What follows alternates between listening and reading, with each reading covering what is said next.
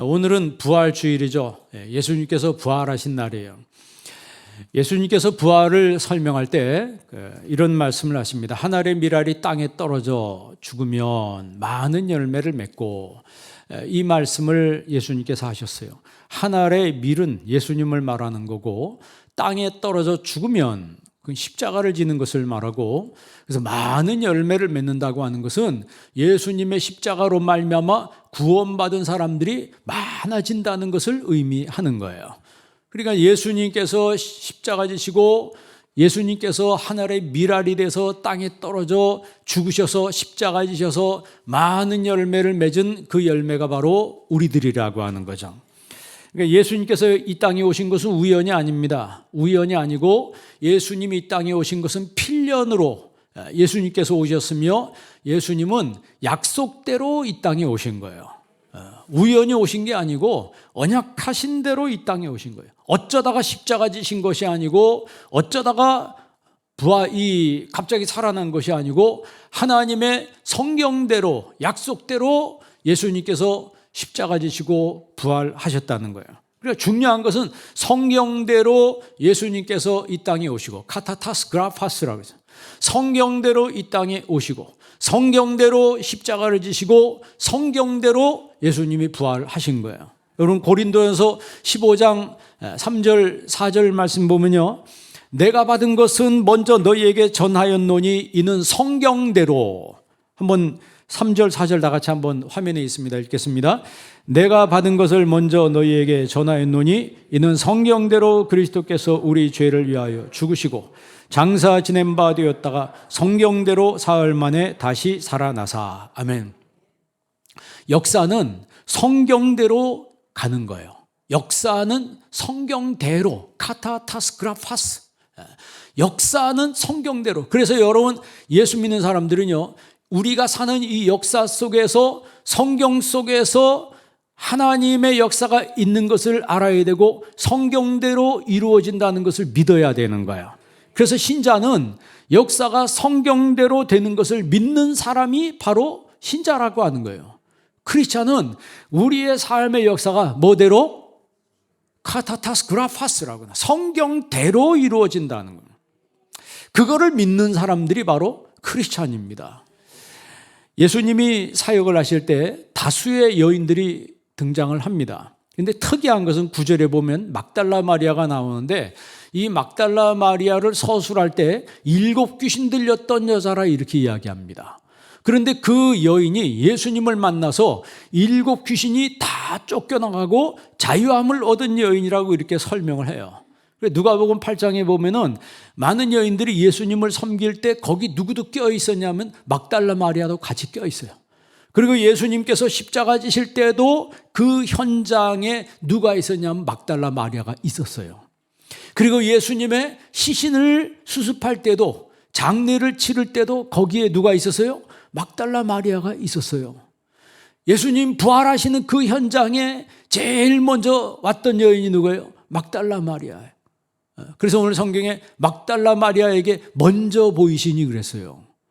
예수님께서 십자가 지는 그 상황에 제자들은 다 도망갔는데 이 막달라 마리아가 예수님 십자가 지는 거기까지 왔다는 거예요. 그러니까 이 여인이 갈릴리에서 예수님을 처음 만났는데 예수님 십자가 지는 예루살렘까지 따라온 거예요. 어디로 가든지 예수님을 따라갔어요. 어떻게 보면 이런 사람이 진짜 제자입니다. 이런 사람이 진짜 제자예요. 내가 편리할 때, 내 마음이 좋을 때 내가 따라가는 건 누구는 못 따라갑니까? 그러나 불편하고 힘들고 어려워도, 내 마음에 시험이 있어도 끝까지 따라가는 사람이 주님의 제자라고 하는 거죠. 우리가 예수님을 성경에 이렇게 묘사를 할 때, 중세시대 때 화가들이 예수님 그린 그림을 보면 전부 어떤 모습으로 되어 있어요? 미남으로 되어 있습니다. 아주 영화배우 같은 미남으로 이렇게 긴 머리를 찰랑찰랑하고 백인의 모습으로 아주 이렇게 멋들어지게 이렇게 그려놨는데, 실제로 성경에서 예수님의 그 모습은 흠모할 만한 것이 하나도 없는 그런 모습이다, 이사야서 53장에 그렇게 서술을 하고 있습니다. 이사야서 53장 2절 말씀 한번 다 같이 한번 읽어보겠습니다. 그는 주 앞에서 자라나기를 연한 순 같고 마른 땅에서 나온 뿌리 같아서 고운 모양도 없고 풍채도 없은즉 우리가 보기에 흠모할 만한 아름다운 것이 없도다. 아멘. 주 앞에서 자라나기를 연한 순 같고 마른 땅에서 나온 뿌리 같아서 고운 모양도 없고 뭐도 없다? 풍채도 없다. 우리 교회 풍채가 제일 좋으신 분이 누굴 것 같아요? 그 이사 가신 박찬종 집사님이 그분 풍채가 내가 제일 좋았던 것 같아요. 제가 그 집사님을 볼 때마다 저 집사님 몸하고 내 몸하고 바꾸면 어떻게 될까? 그런 생각을 종종 해본 적이 있어요. 그 오토바이 큰 거 있잖아요. 할리 데이비슨인가요? 그런 거를 그 집사님이 딱 타면 멋이 있을 것 같아요. 근데 저 같은 사람이 그거 타면 하나도 안 어울릴 것 같아요. 그런데 예수님은 그런 풍채도 없었다는 거예요. 이 공동번역에 똑같은 53장 2절을 이렇게 서술하고 있습니다. 한번 읽어보겠습니다. 그는 메마른 땅에 뿌리를 받고 가까스로 돋아난 햇순이라고나 할까 늠름한 풍채도 멋진 모습도 그에게는 없었다. 눈길을 끌만한 볼품도 없었다. 그는 메마른 땅에 뿌리를 받고 가까스로 돋아난 햇순 같다 그랬어요. 메마른 땅에 뿌리를 받고 가까스로 돋아난 햇순이다. 간신히 살아남은 그 정도로 예수님이 연약한 분이었다는 거죠. 늠름한 풍채도 멋진 모습도 그에게는 있다 없다? 없었다는 거예요. 그래서 성경에 하나님이 뭐라고 말씀하세요? 사람을 외모로 보지 아니한다. 사람을 외모로 보지 아니하신다. 그 사람의 뭘 보신다? 중심을 보신다 그랬죠. 이 시간도 예배드리는 여러분의 중심을 하나님이 보시는 거예요. 영상으로 드리는 예배 드리는 여러분의 중심도 하나님이 이 시간 보고 계신다는 거죠. 그러니까 우리가 하나님이 외모를 보지 아니하고 중심을 보신다고 했으니까 우리가 사명 감당하고 십자가 지는데 외모는 아무런 상관이 없다는 거예요. 그렇죠? 내가 사명 감당하고 십자가 지는데 외모가 무슨 상관이 있습니까? 오직 우리의 중심이 바로 돼 있을 때 사명 감당할 수 있는 것이고 중심이 바로 돼 있을 때 내가 내 십자가 지고 주님 따라갈 수도 있는 것이에요. 53장 3절을 한번 읽어볼래요? 이사야서 53장 3절 화면에 있습니다. 다 같이 읽습니다. 그는 멸시를 받아 사람들에게 버림받았으며 간고를 많이 겪었으며 질고를 아는 자라. 마치 사람들이 그에게서 얼굴을 가리는 것 같이 멸시를 당하였고 우리도 그를 귀히 여기지 아니하였도다. 아멘. 멸시받았대요. 간고를 많이 겪었대요. 질고를 아는 분이래요. 그 말은 예수님께서 병치레를 하셨다는 거죠. 병치레를 많이 하셨다는 거예요. 그러니까 예수님이 십자가 지실 때 6시간 만에 운명을 하셨어요. 보통 강도들이나 몸이 건강한 사람들은 일주일 가는 사람도 있답니다. 그런데 6시간 만에 예수님이 운명하신 것은 그만큼 몸이 약했다는 거예요. 예수님께서 이렇게 십자가를 지시고 아픔을 당하셨는데 그 아픔과 고통이 누구를 위한 거였어요? 우리를 위한 거였어요. 그래서 이사야서 53장 4절 말씀 한번 읽읍시다. 53장 4절 다 같이 한번 읽습니다. 그는 실로 우리의 질고를 지고 우리의 슬픔을 당하였거든 우리는 생각하기를 그는 징벌을 받아 하나님께 맞으며 고난을 당한다 하였노라. 누구의 질고? 우리의 질고. 누구의 슬픔?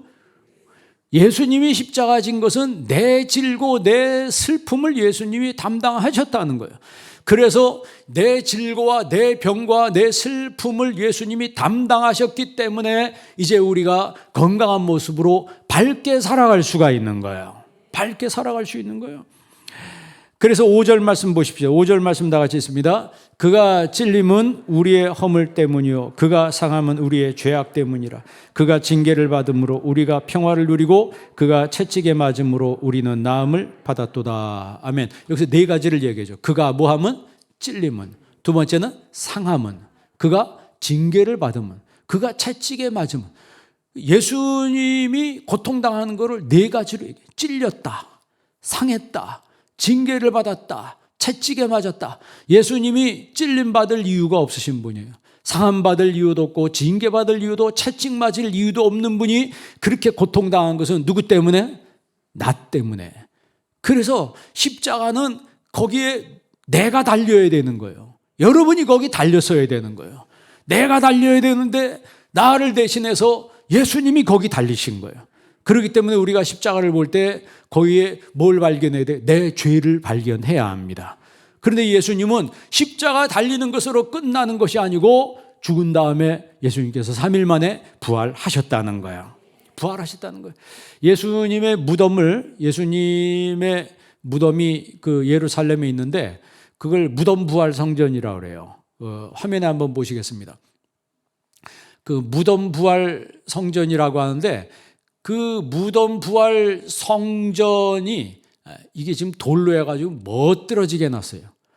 우리가 생각할 때는 그림 같은 데 보면 산에 바위 구멍이 뻥 뚫려가지고 그 무덤을 상상하는데 그 한번 다음 화면 넘어 보시기 바랍니다. 보면 이 사람들이 저 굴과 같이 좀 문으로 돼 있는데 저곳이 바로 예수님의 무덤, 아리마대 사람 요셉의 무덤이에요. 그 다음 그림 넘어가 보세요. 예수님 그 성전 안에 있는 그 성당 안에 있는 성화입니다. 그 다음 넘어가 보세요. 그 예수님의 시신을 누이는데 그 다음 화면 보세요. 이제 저곳이 예수님의 그 시신이 누워있던 돌이라고 해서 저기 와서 사람들이 손을 얹고 기도하고 이제 그럽니다. 근데 그 아리마대 사람 요셉의 무덤에 예수님이 거기에 이제 시신이 안치가 되는 거죠. 굉장히 큽니다. 그만큼 성경에 아리마대 요셉을 가리켜서 부자라 그랬잖아요. 자기 그 시신이 이렇게 놓게 돼 있고 그 옆에 방들이 또 여러 개가 있어요. 그러니까 가족묘라고 해서 가족들의 시신도 그 옆에 같이 놓을 수 있도록 요즘에 우리나라 뭐 이렇게 그 화장을 해가지고 그 화장한 거를 뭐 여러 개 갖다 놓게 해놨잖아요. 뭐 그런 거는 아니지만 굉장히 무덤이 큰 무덤이었습니다. 근데 예수님이 십자가 지신 그 날이 바로 이제 안식일이 시작되는 날입니다.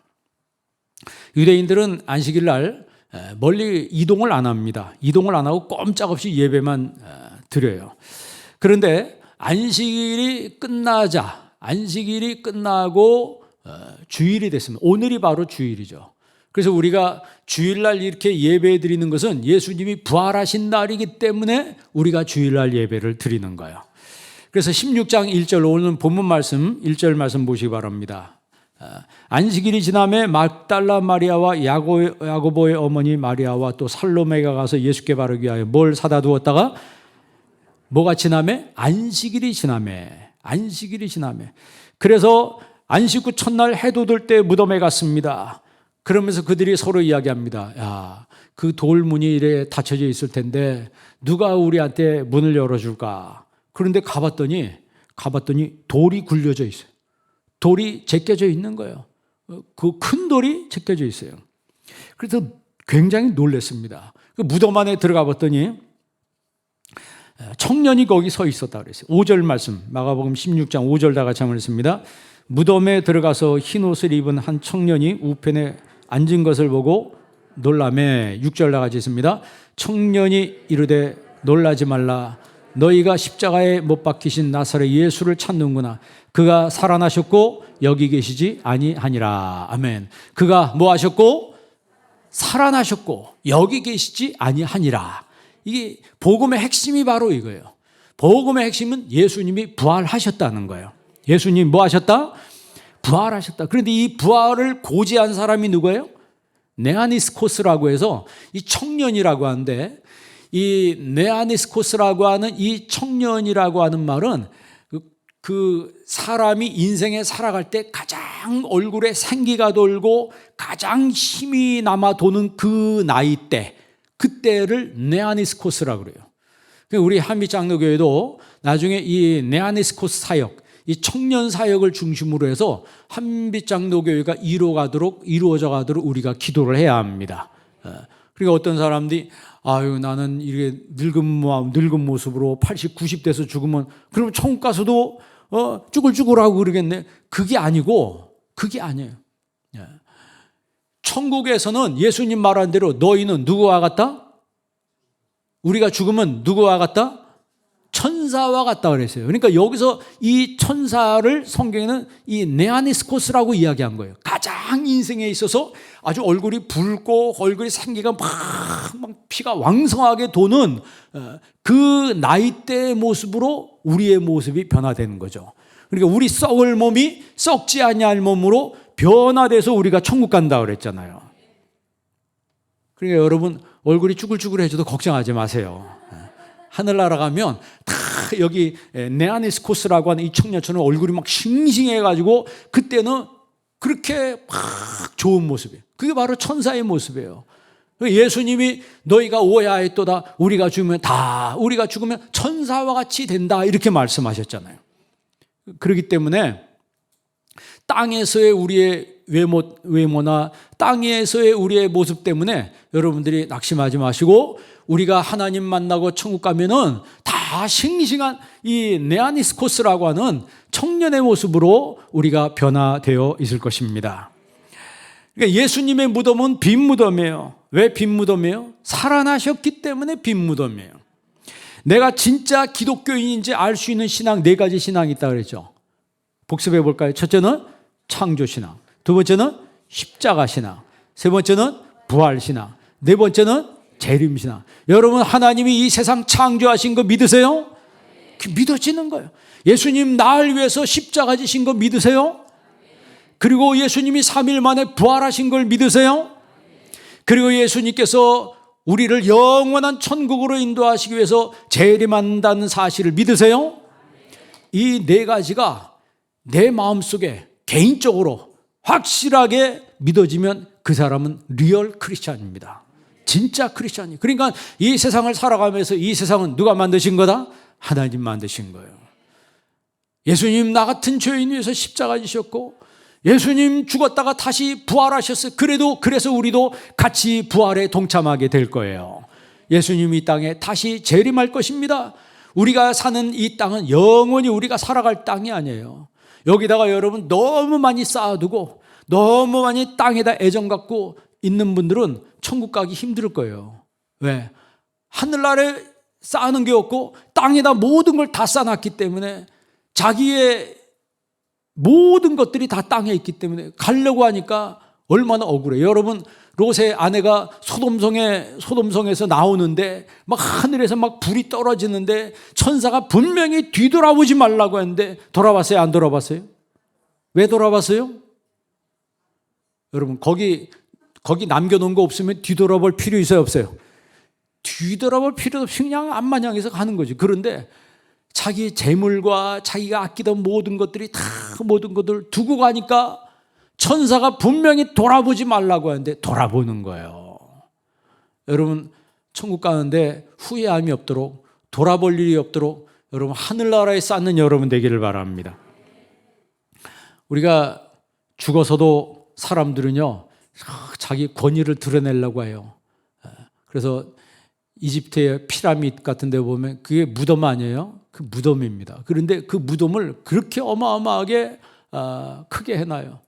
뭐 중국의 진시황의 무덤 가보니까 그 무덤을 파헤쳤는데 보니까 그 무덤 밑에 어마어마한 군인들의 숫자가 말들의 숫자, 이 병마용이라고 하는데 수많은 군인들과 말의 형상을 한 그 동상들이 땅 밑에 그냥 여기서부터 저까지 어마어마한 한 경기장을 꽉 채우다 남을 정도로 그렇게 촘촘하게 있어요. 그것은 죽은 다음에도 자기의 권위를 내세우기 위해서 그렇게 하는 거예요. 측천무라고 하는 그 여왕은 무덤이 그 한 서울에서 보면 청와대에서부터 이순신 장군 동상 있는 데까지 그 양쪽에 기둥을 쫙 세워놓고 어마어마하게 무덤이 이렇게 커요. 죽은 다음에 자기 권위가 이렇다라고 하는 것을 후세에 전하기 위해서 무덤을 그렇게 크게 합니다. 그런데 예수님 무덤은 작은 무덤이고 그런데 더 중요한 것은 그 무덤은 빈 무덤이라고 하는 거죠. 왜 빈 무덤이요? 예수님 부활하셨기 때문에 그렇습니다. 예수님 부활하셨기 때문에 그래요. 우리가 모든 씨는요 심으면 거기서 뭐가 나요? 싹이 나는 거예요. 뭐 고고학자들이 예전에 그 나온 뉴스인데 이집트의 피라밋에서 그 고고학자들이 3,000년 된 씨를 발견했는데 그 3,000년 된 씨를 갖다 심었더니 거기서 싹이 나더라는 거예요. 와, 이게 대단한 거 아니겠어요? 심으면 싹이 나더라는 거예요. 봄에 벼를 심으면 가을에 열매를 맺히는 거예요. 가을에 열매를 맺혀요. 어떤 아이가 그 공동묘지를 이렇게 지나가다가 저기 뭐 하는 거예요, 아빠? 이렇게 물어봤어요. 그랬더니 거기 사람 죽으면 저기다가 묻는 거란다. 그랬더니 애가 뭐라면 그럼 사람을 심는 거네요? 그러네. 사람을 심는 거란 말이 그 말이 맞는 거예요. 심으면 나중에 뭐 하게 된다? 부활한다는 거예요. 그런데 부활할 때는요, 다르게 부활합니다. 성경에는요, 어떤 사람은 생명의 부활로, 어떤 사람은 사망의 부활로, 심판의 부활로 나온다 그랬어요. 똑같은 이 땅에서의 모습을 가지고 살아가는데 어떤 사람은 생명의 부활로 부활되는 사람이 있고 어떤 사람은 심판의 부활, 지옥 가기 위해서 부활된다는 말이에요. 여러분 다 생명의 부활에 동참하는 여러분 되시기를 바랍니다. 그래서 데살로니가전서 4장 16절부터 보면요, 주님께서 재림하는 걸 이렇게 설명하고 있어요. 한번 읽어보시겠습니다. 주께서 호령과 천사장의 소리와 하나님의 나팔 소리로 친히 하늘로부터 강림하시리니 그리스도 안에서 죽은 자들이 먼저 일어나고 그 후에 우리 살아남은 자들도 그들과 함께 구름 속으로 끌어올려 공중에서 주를 영접하게 하시리니 그리하여 우리가 항상 주와 함께 있으리라. 그러므로 이러한 말로 서로 위로하라. 아멘. 우리가 서로 위로하며 살아야 될 이유가 뭐예요? 뭐가 있기 때문에? 부활이 있기 때문에. 주님께서 구름 타고 공중으로 재림하실 때 우리 살아남은 자들이 공중으로 끌어올려 공중에서 주님을 영접한다 그랬습니다. 그래서 주님과 함께 영생복락으로 들어가게 되는 거예요. 그렇기 때문에 너희가 이 여러 말로 서로 위로하라 그랬습니다. 저와 여러분에게는 천국 시민권이 있습니다. 그렇기 때문에 이 어려운 세상, 험한 세상 살아갈 때 우리가 위로를 받으면서 살게 되는 거예요. 고린도 전서 15장을 부활장이라고 말해요. 고린도 전서 15장을 부활장이라고 말해요. 바울이 거기서 죽은 자의 부활이 이와 같으니 그런 말을 합니다. 그러면서 사람이 썩을 것으로 심고 썩지 아니할 것으로 다시 살며 그랬어요. 우리 몸은 뭐 할 몸이에요? 썩을 몸이에요. 썩을 몸이 썩지 아니할 것으로 다시 산다는 거예요. 우리 욕된 것으로 심고 영광스러운 것으로 다시 살며 그랬어요. 우리의 몸을 욕된 것이라 그랬어요. 왜 욕된 거예요? 늘 죄짓고 사니까. 늘 죄짓고 불평하고 원망하고 입만 열면 좋은 소리 합니까? 그리고 늘 마음으로 죄짓고 살기 때문에 욕된 것이라 그래요. 그러나 욕된 것으로 심고 영광스러운 것으로 다시 살며 그랬어요. 그리고 약한 것으로 심고 신령한 모습으로 신령한 몸으로 다시 살며 그랬어요. 우리의 몸은 약하잖아요. 여러분 뭐 건강한 사람도 이번에 뭐 전염병 걸리면요 치료 안 하면 바로 사망에 이르게 된다는 거예요. 약한 모습, 약한 것으로 심고 하나님께서 신령한 몸으로 우리를 다시 살려주신다는 거죠. 그렇습니다. 썩을 것으로 심었는데 하나님은 썩지 아니할 것으로 우리를 다시 살리시는 거예요. 우리는 욕된 몸이지만 하나님께서 영광스러운 몸으로 우리를 다시 살리신다는 거예요. 우리가 약한 몸이지만 하나님께서 우리를 신령한 몸을 입게 해서 천국으로 우리를 들이신다는 것입니다. 그렇기 때문에 예수님께서 요한복음 14장에 이르죠. 너는 마음에 근심하지 말라. 하나님을 믿으니 또 나를 믿으라. 하나님을 믿으니 또 나를 믿으라. 내 아버지 집에 거할 것이 많도다. 내가 처소를 위하여 예비하러 가노니 가서 처소를 예비하면 내가 다시 와서 너희를 인도하여 나 있는 곳에 너희도 있게 하리라 그랬어요. 예수님이 계시는 그 천국에 우리 주님께서 인도해 주신다는 거예요. 어떤 할아버지가 돌아가셨는데 할머니가 옆에서 막 슬퍼하십니다. 그때 옆에 있는 성도님이 위로했습니다. 걱정하지 마세요. 천국 가셨잖아요. 천국 가셨잖아요. 그랬더니 할머니가 갑자기 그러면 천국 안 가? 왜 그러시냐고 그랬더니 그 인간이 간대 나 안 가. 살아있을 때 그냥 구사리를 많이 당하셨는가 봐요. 우리 영감이 거기 천국 갔으면 나 그 천국 안 간다고. 여러분 그거는요 천국을 잘 모르는 거예요. 천국을 이해를 못해요. 천국에는요 우리의 악성과 죄성이 제거된 곳입니다. 천국 갈 때 우리의 악한 생각, 부정적인 생각 이런 거 가지고 가는 것이 아니고 하나님이 우리를 천사와 같다 이렇게 말해서 천사와 같이 만드실 때는 우리 인간의 모든 악성과 죄성이 다 제거된 나라예요. 예수 믿으면서도 여러분 사이가 안 좋은 사람도 있어요. 그러면 천국 가면 만나면 거기서도 으르렁 됩니까? 그게 아니고 천국에서는 갈 때 하나님이 다 그 악성과 죄성과 독성을 다 제거해 주셨기 때문에 내가 천국 가서 혹시 예전에 내 섭한 사람 만나면 그런 마음이 다 하나도 없다는 얘기예요. 그래서 천국에는 다툼이 없는 나라고, 천국에는 평화가 충만한 나라고, 천국에는 하나님을 향한 찬송이 충만한 거예요. 그래서 우리가 특별 새벽 기도 때도 예배 드리고 할 때 항상 찬송으로 시작하는 거예요. 찬송으로 시작할 때. 여러분, 다윗이 찬송을 시작할 때 사울에게 붙었던 악신이 떠나갔다 그랬어요. 여러분 삶의 찬송이 시작할 때 하늘문이 열리게 되는 거예요. 찬송을 많이 하시기 바랍니다.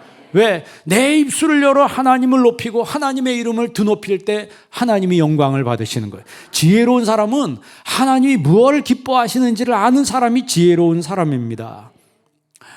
예수님의 어떤 사람은 부활을 의심하는 사람인데 예수님 부활을 의심할 필요가 없어요. 왜냐하면 예수님의 그 제자들이 그 부활을 증거하다가 다 거의 순교했어요. 여러분 생각해 보세요. 거짓말을 위해서 순교한 사람이 있어요? 예수님 제자뿐만이 아니고 그 1세기, 2세기를 살면서 수많은 사람들이 예수님의 부활을 증거하다가 예수님을 믿다가 그들이 당당하게 순교의 자리로 갔습니다. 여러분 안 믿어지는 거짓말을 위해서 여러분 순교한 사람이 있어요? 만약에 예수님의 12제자 중에 한 명이 만약에 죽기 전에 양심 선언했어. 예수님 부활은 가짜다 뭐 이렇게 선언했으면 이게 확 역사가 뒤집어질 수도 있는데 그 사람 중에 그 누구도 그런 말을 한 사람이 없고 기꺼이 순교의 자리에 동참했다는 거예요. 여러분 부활의 믿음은 예수님이 다시 사신 것을 믿는 것이 바로 부활의 믿음이에요. 그런데 우리가 이런 믿음으로 살아야 되는데 마음속에 자꾸 의심이 들어요. 오늘 본문 말씀 한번 보시기 바랍니다. 16장 11절 16장 11절 말씀 다 같이 읽습니다. 그들은 예수께서 살아나셨다는 것과 마리아에게 보이셨다는 것을 듣고도 믿지 아니하니라. 마리아에게 막달라 마리아에게 보이셨다는 것을 듣고도 뭐하지 않는다? 믿지 않는다는 거예요. 그 다음에 12절 13절 다 같이 있습니다. 그 후에 그들 중 두 사람이 걸어서 시골로 갈 때 예수께서 다른 모양으로 그들에게 나타나시니 두 사람이 가서 남은 제자들에게 알렸을 때 역시 믿지 아니하니. 엠마오로 내려가던 제자가 예수님 만나서 너무 기뻐서 다시 예루살렘에 와서 예수님 부활하셨어요, 살아나셨어요 막 외치는데도 뭐 했다? 역시 믿지 않았다는 거예요.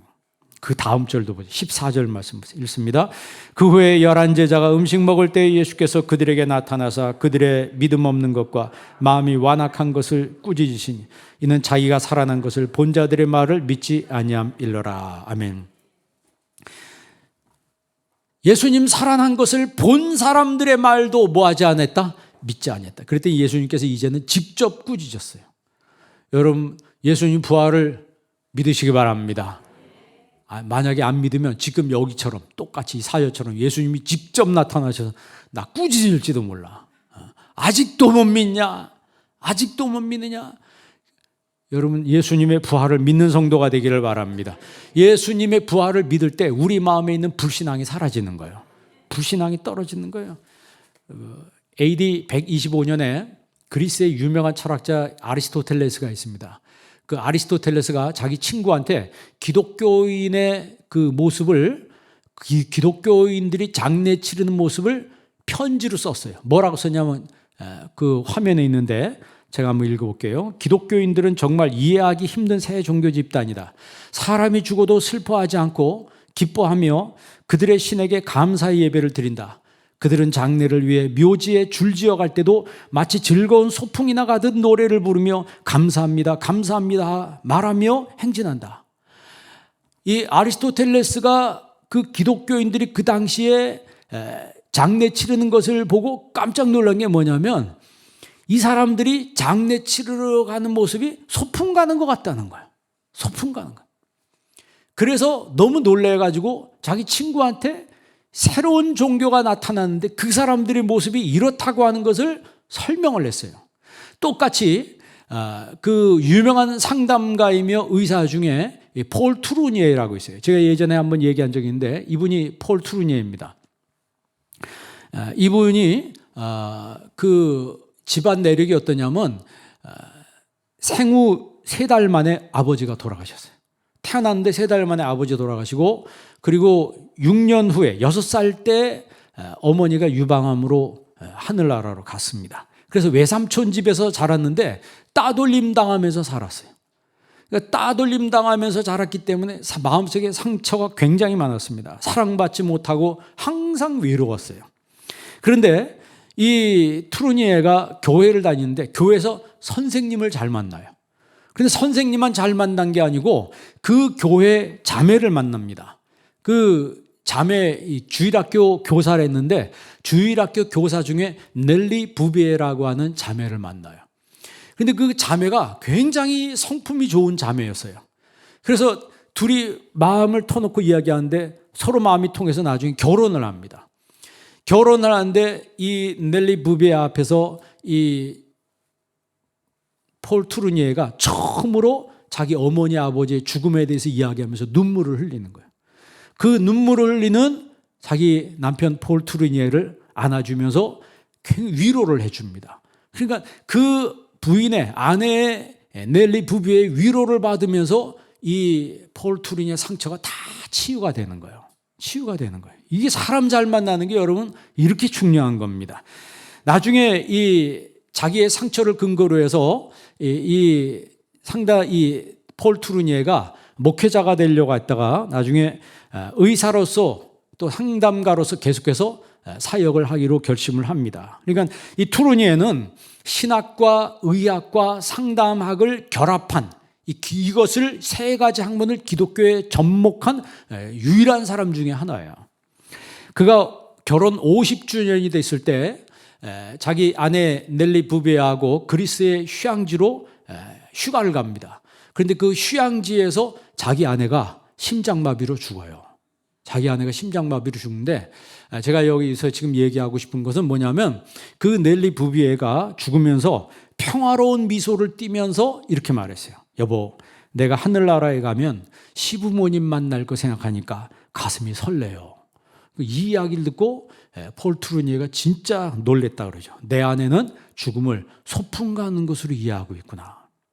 굉장한 감동을 받아요. 그래서 아내가 죽음을 마치 사랑하는 가족을 제외하는 것처럼 받아들이는 것을 보고 이 폴 트루니에가 부활이요 생명이신 예수님의 그 현존을 확실하게 그가 체험하게 됩니다.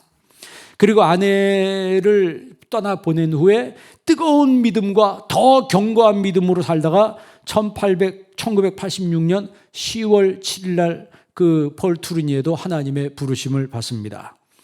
초대교회 성도들도 똑같이 죽음을 뭐로 이해했다? 소풍으로 이해했다는 거예요. 그것은 더 좋은 나라로 간 우리의 몸이 부활체로 있고 아까 이야기했죠. 썩을 몸이 썩지 아니할 몸으로 입고 우리의 욕된 몸이 영광스러운 몸을 입고 우리의 약한 몸이 신령한 몸을 입게 된다 그랬어요. 성경에 써 있는 말이잖아요. 우리의 약한 몸이 우리의 욕된 몸이 우리의 썩어질 몸이 하나님께서 썩지 아니할 것으로 하나님께서 영광스러운 몸으로 신령한 몸으로 우리를 새롭게 만들어 주신다 그랬어요. 그래서 네아니스코스라고 하는 이 청년의 몸으로 하나님이 우리를 부활체의 몸으로 만들어서 천국으로 인도하시니까 여러분 천국에 가면 늙고 이런 게 없어요. 영혼은 늙는 게 아닙니다. 몸이 늙는 거지 영혼이 늙는 게 아니에요. 그래서 그러잖아요. 마음이 늙으면 늙은이라는 거예요. 연세가 많이 들어도 우리 장로님 같이 연세가 많아도 이 정신이 청년 같으면 청년인 거예요. 정신이 중요한 거지 몸이 중요한 게 아니라는 거예요. 여러분의 그 신앙도 초대교회 성도들 같이 부활의 믿음의 연속을 사시는 여러분 되기를 바랍니다. 우리가 이런 부활 정신을 가지고 있으면 이런 부활의 믿음을 가지고 있으면 우리 주님께서 나를 어떤 환경 속으로 인도하든지 거기서 우리가 감사하며 승리하며 성공적인 삶을 살아갈 수가 있는 것입니다. 예수님께서 내가 먼저 부활해서 내가 먼저 갈릴리로 갈 것이다 그랬죠. 거기서 배우리라 하라 그랬어요. 갈릴리가 어떤 곳이에요? 예수님 기적을 많이 일으킨 곳이잖아요. 물 위를 걸으신 곳, 많은 병자를 치료하신 곳, 물이 변하여 포도주가 되게 하신 곳, 오병이의 기적을 베풀어 주신 곳, 제일 많은 기적을 어디서 행하셨냐면 갈릴리에서 행하셨어요. 그래서 갈릴리를 예수님의 사역의 베이스 캠프라고 그래요.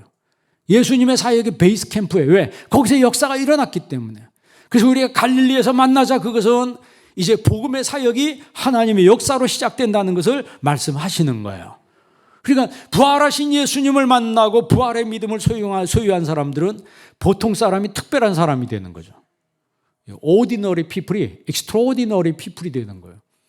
보통 사람이 특별한 사람이 되는 거예요. 이 부활의 믿음을 가진 사람들에게 하나님이 세 가지 지혜를 주시는데, 그 첫째가 hindsight라고요. hindsight. 이게 뭐냐면 지난 일에 대한 통찰력과 해안을 주시는 거예요. 내가 지나간 일 있잖아요. 여러분, 지나간 일에 대해서 막 어떤 사람 부정적으로 생각하는 사람이 있는데, 여기 hindsight라고 하는 것은 지나간 일에 대해서 하나님이 통찰력과 해안을 주시는 거예요. 두 번째가 뭐냐면 insight라고 하죠. insight라고 하는 것은 현재의 현실을 바르게 보고 인식하는 통찰력을 주신다는 거죠.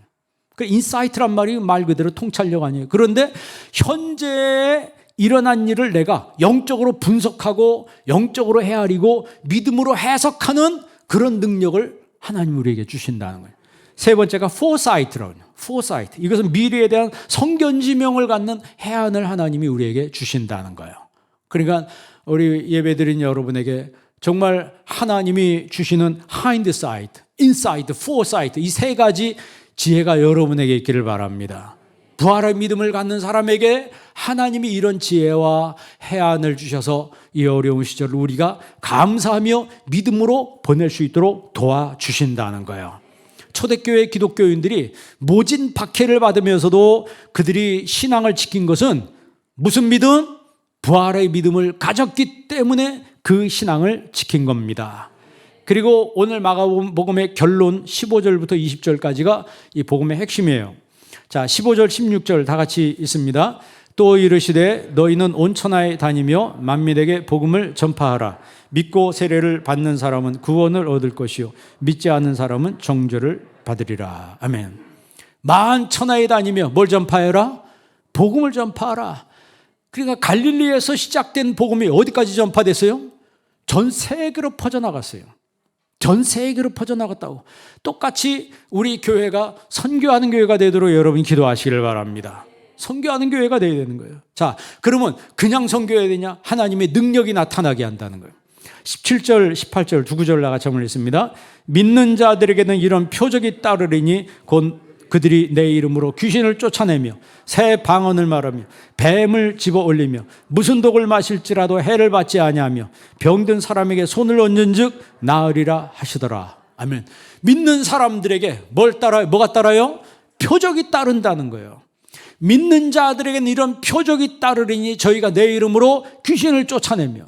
그러니까 귀신을 두려워할 필요가 없어요. 그래서 선교사님들이 그 선교 훈련을 받을 때 귀신 축사하는 훈련을 받습니다. 파워 엔카운터라고 하는데 힘의 만남이라고 하는 거죠. 나와 함께하는 힘이 저들 힘보다 더 큰 거예요. 비교할 수 없을 정도로 커요. 내 이름으로 귀신을 쫓아내며 새 방언을 말하며 뱀을 집어올리며 무슨 독을 마실지라도 해를 받지 아니하며 병든 사람에게 손을 얹은즉 나으리라고 그랬습니다. 이런 능력이 우리에게 주어진다는 거예요. 왕이신 예수님께서 그 왕의 능력으로 나를 돌봐주신다는 거죠. 하나만 얘기하고 마칠게요. 그 아프리카의 그 탄자니아에 있는 그 선교사님이 원주민 마을에 들어가서 복음을 전하는데 통 마음을 열지 않더래요. 마음을 안 열더라는 거예요. 그런데 어느 날 추장하고 마을 사람들이 다 선교사님들이 몰려와가지고 엎드려 절을 하더래요. 갑자기 이 무슨 희귀한 일이냐. 이런 생각이 들어가지고 그분들한테 복음을 전할 때 예수 믿으라고 복음을 전했더니 거기서 다 믿겠다고 그러더래요. 그래서 다 세례를 줬대요. 그래서 선교사님이 생각해도 너무 신기하더래요. 아니 내가 가서 이제 전에도 그렇게 안 믿던 사람들이 찾아와가지고 다 믿겠다 그런 거예요. 나중에 알고 보니까 왜 그랬냐고 물어봤더니 이야기를 하는데, 이 선교사님하고 딸인데 4살짜리 딸인데 길을 가는데 물통을 가지고 오지 않아가지고 그 가다가 목이 말라가지고 연못에 물을 마셨다는 거예요. 그런데 연못에 물을 마시는 거를 그 원주민들이 다 보고 있었대요. 보고 있었는데 그 물이 어떤 물이냐면 그 연못에 토인들이 고기 잡으려고 독초를 넣고 그걸 쪄가지고 독약을 거기다 다 연못에다가 퍼뜨려 놨다는 거예요. 고기를 잡으려고. 그런데 그 물을 누가 마셨어요? 그 선교사님하고 딸이 마셨는데 멀쩡히 물을 마시고 그냥 흥겹게 길을 가더라는 거예요. 그걸 보고 이 원주민들이 저 사람들은 신이다 해가지고 추장도 봤으니까 가서 그 앞에서 무릎을 꿇고 절을 해드라는 거예요. 그러니까 하나님의 역사는 사람의 생각을 초월하는 거예요. 사람의 역사를 초월하는 거예요. 예수님이 성령으로 우리와 함께 하시는 거예요. 부활의 믿음을 가진 사람은 내가 어느 곳에 가든지 뭘 하든지 주님의 능력이 거기에 나타난 것을 믿는 사람들입니다. 부활의 믿음으로 예수님의 뜻을 이루며 사는 여러분 되시길 주의 이름으로 축원합니다. 기도하겠습니다. 살아계신 아버지 하나님, 독생자 예수 그리스도를 보내셔서 우리의 모든 허물과 죄악을 십자가에서 용서하시고 예수님 3일 만에 부활하심으로 우리의 욕된 몸, 우리의 썩어질 몸, 우리의 약한 몸이 주님의 부활에 동참할 수 있는 은혜 주심을 감사합니다. 한미장로의 모든 성도들이 이 예수님의 부활의 믿음으로 평생 성공하며 승리하며 살아갈 수 있도록 인도하여 주옵소서. 예수님의 이름으로 기도합니다. 아멘.